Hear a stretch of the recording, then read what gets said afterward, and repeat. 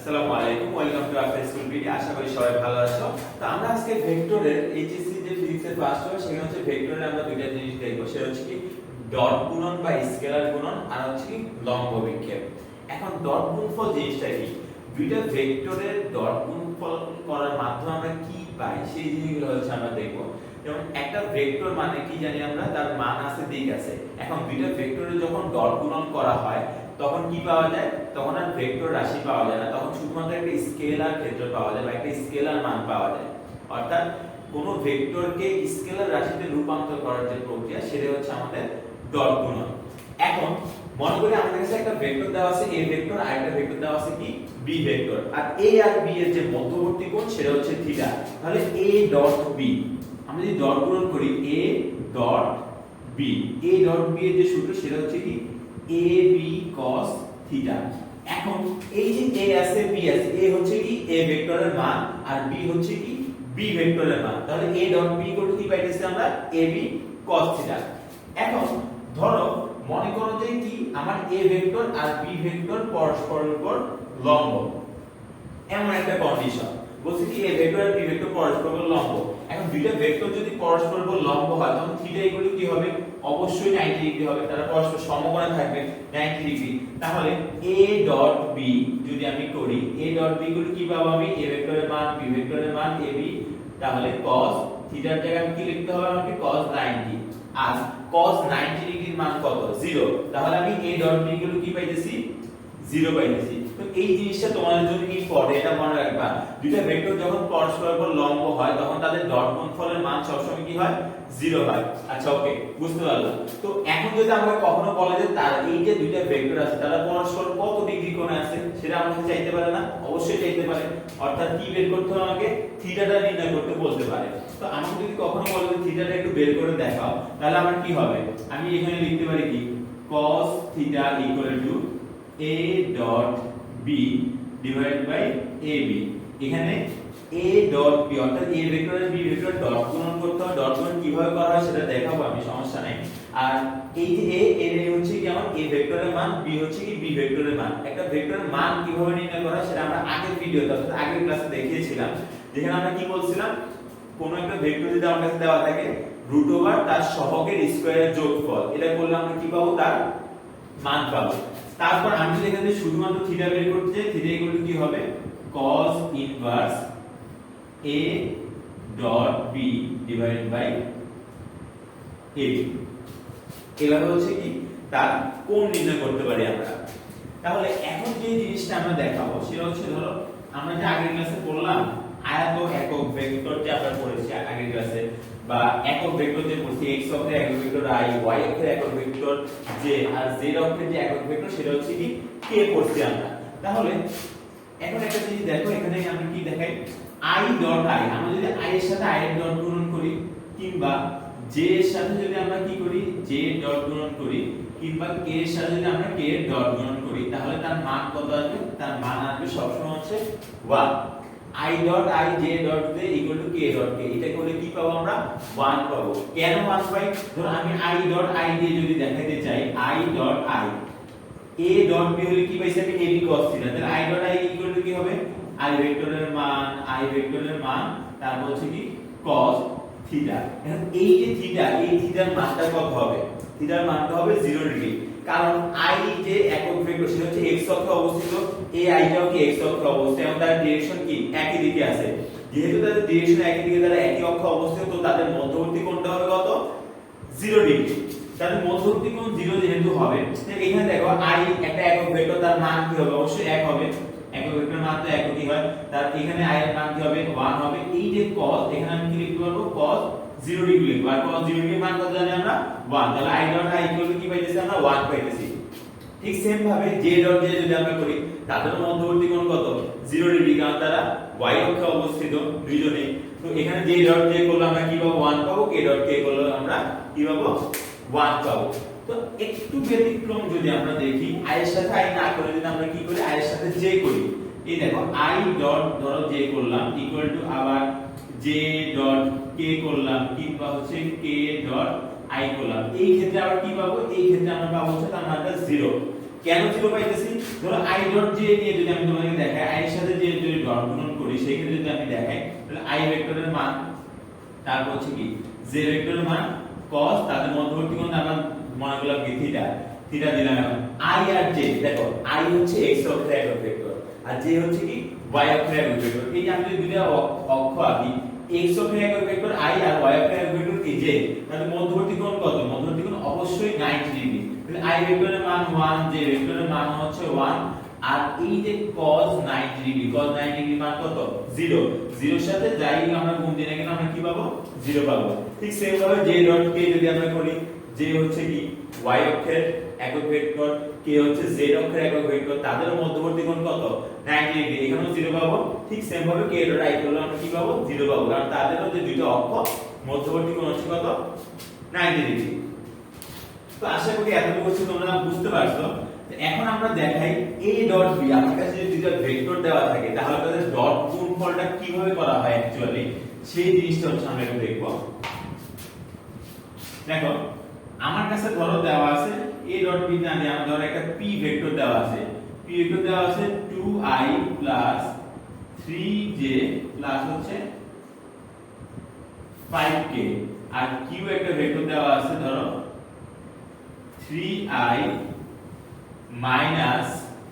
2j হচ্ছে কি 4k। এই যে দুইটা ভেক্টর দেওয়া আছে, এই যে দুইটা ভেক্টর যদি আমরা কি করি? ডট গুণন করি, p ডট q, শুধু p ডট q, শুধু ডট গুণন কি? আমরা ওই a b cos a, ধর আমি কোনটা মধ্যবর্তী কোণ কত সেটা জানি না, তাহলে নরমালি ডট গুণন আমি কিভাবে করব সেটা যদি আমরা করি তাহলে কি হবে? দেখো তো, যখন আমরা নরমালি ডট গুণন করব, আমরা গুণ যখন করি তখন আমরা কি করি? একটার সাথে কি করি? তিনটারই গুণ দেই, আবার এটার সাথে তিনটার গুণ, আবার এটার সাথে তিনটার গুণ, এভাবে থাকে। তো এই জিনিসটা আমরা তাও একটু ডিটেইলসই করি। দেখো 2i 3j লিখলাম প্লাস হচ্ছে কি 5k লিখলাম, ডট গুণ দেওয়ার পর আমি কি দিলাম? 3i 2j প্লাস হচ্ছে কি 4k, এই যে দিলাম। তো আমরা নরমালি যখন গুণ করতাম তখন আমরা কি করতাম? এই প্রথমটাকে প্রত্যেকটার সাথে গুণ দিতাম, এটাকেও প্রত্যেকটার সাথে গুণ দিতাম, এটাকেও কি করতাম? আমরা প্রত্যেকটার সাথে গুণ দিতাম। কিন্তু এখন দেখো এখানেও কিন্তু এই কাজটাই করা হয়, কিন্তু দেখো i এর সাথে i করলে আমরা কি পাবো? 1 তো চলে আসবে, ঠিক আছে, এখান থেকে একটা মান পাবো। কিন্তু আমরা যদি i এর সাথে যখন j এর গুণ করব, i ডট j গুলো কি একটু আগে দেখাইছি কি শূন্য দেখাইছি না? তাহলে ওইটা আমার করার কোনো দরকার আছে? কোনো দরকার নাই।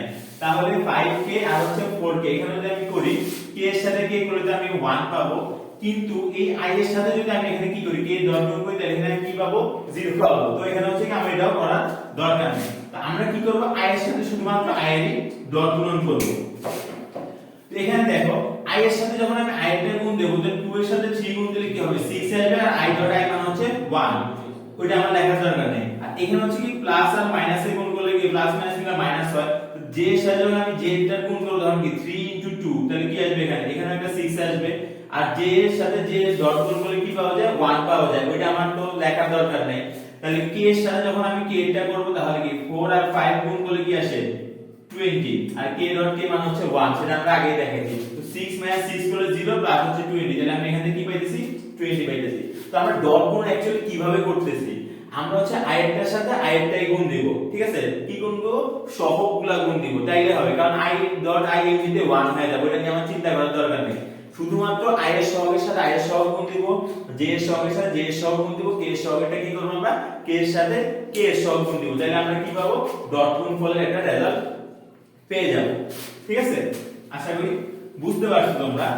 এখন ধরো আমার কাছে এভাবে দুইটা ভেক্টর দেওয়া আছে, যে একটা ভেক্টর দেওয়া আছে a ভেক্টর ইকুয়াল টু দেওয়া আছে কি 6i প্লাস হচ্ছে 4j প্লাস হচ্ছে 5k, এই একটা ভেক্টর দেওয়া আছে, আর b ভেক্টর ইকুয়াল টু দেওয়া আছে mi প্লাস 2j প্লাস হচ্ছে কি 3k।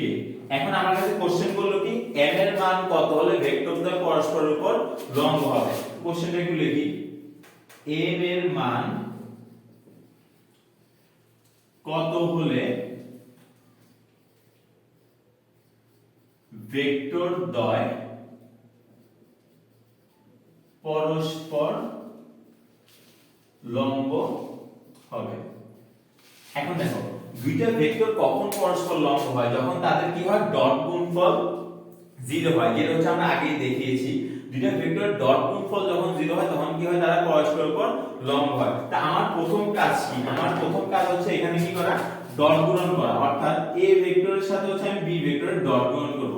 যখন আমরা ডট গুণন করি তখন আমি কি বলছি, i এর সহগের সাথে তুমি কি করবা, i এর সহগ গুণ দিবা, বাকি আর কিছু তোমার দেখার দরকার নেই, যারটার সাথে তারটাই গুণ দিতে হবে, i এর সাথে i এরটাই গুণ। তো 6 হচ্ছে এখানে প্রথমটার i এর সহগ, এটা হচ্ছে কি m হচ্ছে প্রথম, দ্বিতীয়টার i এর সহগ। তো 6 আর m গুণ দিলাম কি পাই, 6m পাইতেছি।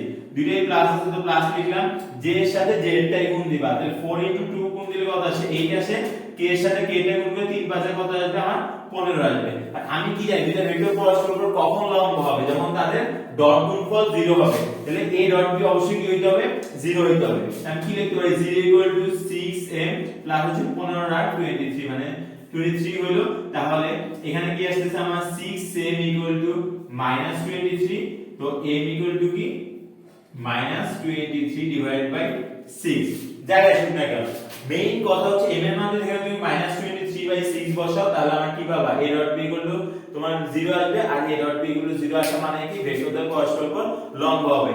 এইখানে তোমার যদি এই টাইপের ম্যাথগুলো কিন্তু তোমাদের খুব বেশি আসে, এই যে a এর মান কত হলে m এর মান কত হলে কোন একটা সহগের মান দেওয়া থাকে না, বলে যে এটার মান কত হলে ভেক্টরটা পরস্পর লম্ব হবে, তখন তোমরা কি করবা, ডাইরেক্ট ডট গুণন করে দিবা। আর ডট গুণনের ক্ষেত্রে বারবার যে জিনিসটা আমি বলতেছি সেটা আমি কি খেয়াল রাখবো, আমি আরেকটার সাথে আরেকটাই গুণ দিব, i এর সহগের সাথে i এর সহগ গুণ, j এর সহগের সাথে j এর সহগ গুণ, k এর সহগের সাথে k এর সহগ গুণ, আর প্লাস মাইনাস হিসাব কি গুণ করলে যদি প্লাস মাইনাস মিলা মাইনাস হয় যাই আসে আসবে।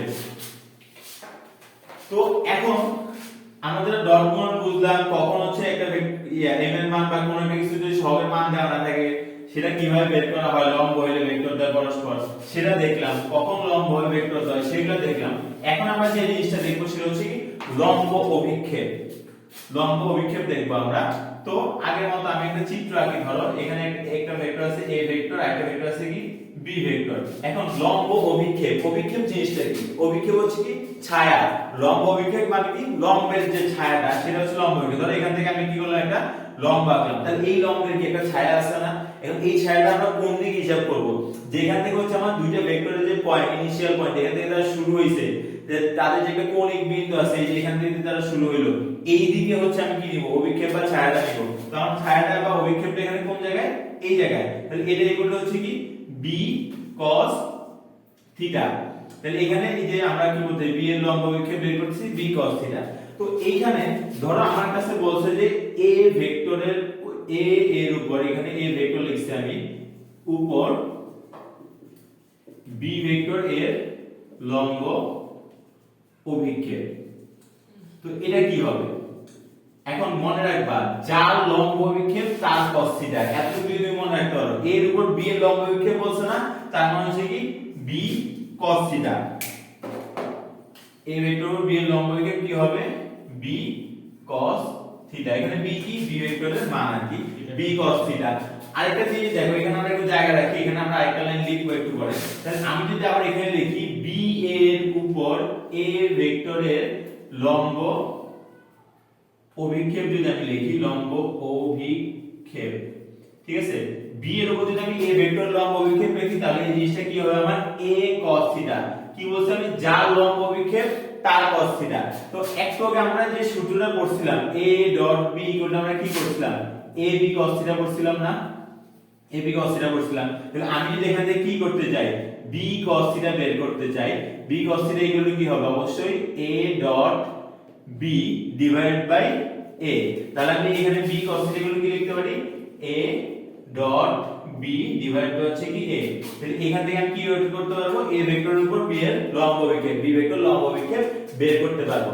ঠিক সেম ভাবে এখন যদি আমি এখান থেকে কি করতে চাই, যে b cos θ এর জায়গায় আমি যদি কি বের করতে চাই, a cos θ বের করতে চাই, b ভেক্টরের উপর a ভেক্টরের লম্ব অভিক্ষেপ a cos θ। আমি যদি এখানে a cos θ লিখি তাহলে আমার কি এখানে কি হবে, a dot b divide by কি হবে, নিচে আসবে একটা b। তাহলে এখানে আমি কি লিখতে পারি, এখানে আমি লিখতে পারি যে পাশে লিখি, ধর এখানে আমি লিখতে পারি কি a dot b divide by কি b। এটা করলে আমি কি পাবো, a b ভেক্টরের উপর a ভেক্টরের লম্ব বিক্ষেপ পাবো। আর কিভাবে ডট গুণন করা হয়, কিভাবে a ভেক্টরের মান নির্ণয় করে b ভেক্টরের মান নির্ণয় করে, এটা তো তোমরা অলরেডি দেখে ফেলছো বা আগের ক্লাসে আমরা মান নির্ণয় শিখাইছি। এই ক্লাসে হচ্ছে আমরা ডট গুণন কিভাবে করা হয় সেটা শিখাইছি। তো লম্ব বিক্ষেপ নিয়ে যদি কোনো কিছু আসে তোমরা করতে পারবে আশা করি। তো এই ছিল আমাদের আজকের ক্লাস, ডট গুণন বা স্কেলার গুণফল আর হচ্ছে কি আমাদের লম্ব বিক্ষেপ। আশা করি সবাই বুঝতে পারছো। ধন্যবাদ, আল্লাহ হাফেজ।